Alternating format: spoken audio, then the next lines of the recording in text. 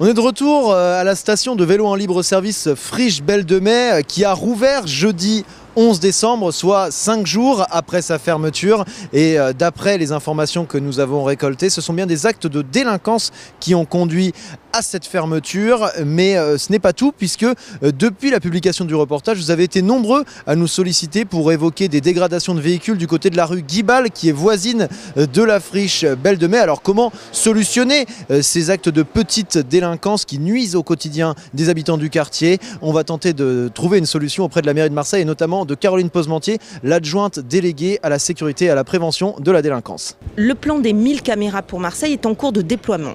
Tous les jours, vous avez des caméras qui s'installent, qui sont mises en service par les prestataires qui ont été retenus. Aujourd'hui, c'est 513 caméras qui sont en service sur l'ensemble des arrondissements. Aucun arrondissement n'est pas impacté. Sur ce secteur de la Belle de Mai, nous y sommes aussi très attentifs, puisque si à ce jour, sur le 3e arrondissement, il y a un grand nombre de caméras qui sont installées, près de 7-8 le sont sur la Belle de Mai, d'autres seront en service, notamment celles que vous évoquez, d'ici la fin de l'année 2015. C'est à peu près entre 7 et 8 000 € une caméra. Et lorsqu'on loue la ligne, c'est entre 300 et 400 € par caméra. Vous comprenez bien que nous sommes donc très attentifs à mettre des caméras de vidéoprotection reliées sur des réseaux qui appartiennent à la ville, afin que dans 2 ans, 3 ans, 5 ans, eh bien, ce coût de fonctionnement ne soit pas exorbitant. Donc on a rencontré Caroline Posementier qui elle prône la vidéosurveillance pour enrayer un peu cette spirale de l'insécurité dans le quartier de la Belle de Mai. On a décidé d'aller rencontrer les commerçants de la Belle de Mai. Donc je suis avec Madame Giner qui tient une boulangerie ici depuis 1990. Alors bonjour Madame, tout d'abord. Concrètement, vous, ces problèmes d'insécurité, est-ce que vous les constatez au quotidien ? Tout à fait, on constate donc au quotidien une absence, une délinquance, je dirais quotidienne assez évidente, qui se traduit par un ras-le-bol général de la population. Je suis donc moi présente régulièrement et au quotidien sur la place Cadenas, et c'est vrai que la présence policière est, je dirais, beaucoup trop faible au goût des habitants pour pouvoir prétendre à un quartier paisible. Alors c'est pas une fin en soi d'avoir une présence policière, je pense qu'il faut qu'effectivement les habitants puissent se réapproprier les espaces publics pour se sentir à l'aise dans la rue. On en arrive à ce que des personnes ne veulent plus sortir pour retirer de l'argent, plus sortir pour faire des courses. On ne peut plus se permettre ça. En bientôt 2015, on ne peut pas continuer à vivre comme ça.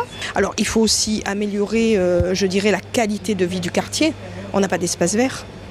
Donc on a des tags, on a des chaussées qui sont défoncées, on a des potelets. Je pense qu'un quartier qui est embelli, il est, je dirais, respecté par les gens. Et on manque d'embellissement dans notre quartier. Voilà. On est de retour à la station de vélo en libre service Friches Belle de Mai où nous avions démarré notre enquête, et au cours de notre reportage on a pu constater qu'il ne s'agissait pas d'actes d'incivisme isolés mais bien de délinquance récurrente dans le quartier. Alors actuellement 3 solutions s'offrent aux habitants de la Belle de Mai. Premièrement, la vidéosurveillance, chère à Caroline Posementier, l'adjointe déléguée à la sécurité et à la prévention de la délinquance. Deuxièmement, un renfort d'effectifs policiers dont nous ont parlé plusieurs habitants du quartier sous couvert d'anonymat de peur des représailles. Et enfin, la réappropriation du quartier pour lutter contre l'incivisme, comme nous l'a dit Madame Giner du côté de la place Bernard Cadenas. Alors si vous êtes habitant de la Belle de Mai et que vous souhaitez participer à ce projet de réappropriation, ou encore mieux si vous avez des idées pour vous réapproprier votre quartier, rendez-vous sur citypost.fr.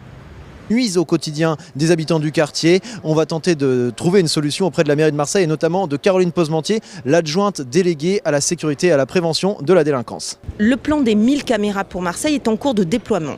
Tous les jours, vous avez des caméras qui s'installent, qui sont mises en service par les prestataires qui ont été retenus. Aujourd'hui, c'est 513 caméras qui sont en service sur l'ensemble des arrondissements. Aucun arrondissement n'est pas impacté.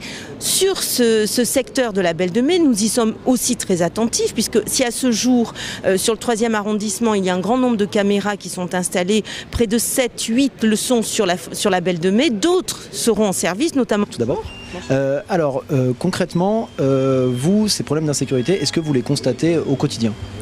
Tout à fait. On constate donc au quotidien une absence, une délinquance, je dirais quotidienne assez évidente, qui se traduit par un ras-le-bol général de la population.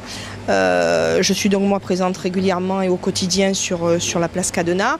Et c'est vrai que la présence policière est, je dirais, beaucoup trop faible au goût des habitants pour pouvoir prétendre à un quartier paisible. Alors c'est pas une fin en soi d'avoir une présence policière. Je pense qu'il faut qu'effectivement les habitants puissent se réapproprier les espaces publics. Pour se sentir à l'aise dans la rue. On en arrive à ce que des personnes ne veulent plus sortir pour retirer de l'argent, plus sortir pour faire des courses. On ne peut plus se permettre ça. En bientôt 2015, on peut pas continuer à vivre comme ça. Alors il faut aussi améliorer, je dirais, la qualité de vie du quartier. On n'a pas d'espace vert. Donc on a des tags, on a des chaussées qui sont défoncées, on a des potelets.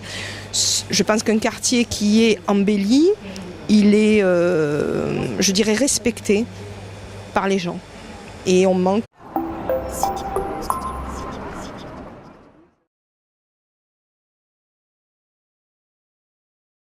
On est de retour à la station de vélo en libre service Friches Belle de Mai qui a rouvert jeudi 11 décembre, soit 5 jours après sa fermeture.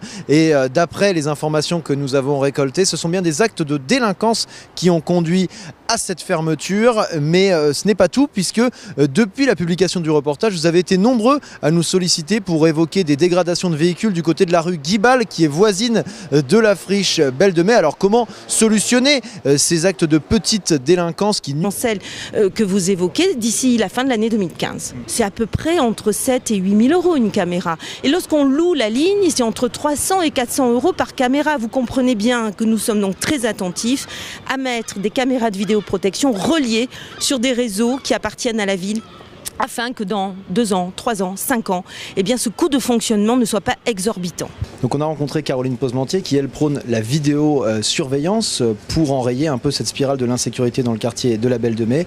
On a décidé d'aller rencontrer les commerçants de la Belle de Mai. Donc je suis avec Madame Giner qui tient une boulangerie ici depuis 1990. Alors bonjour Madame.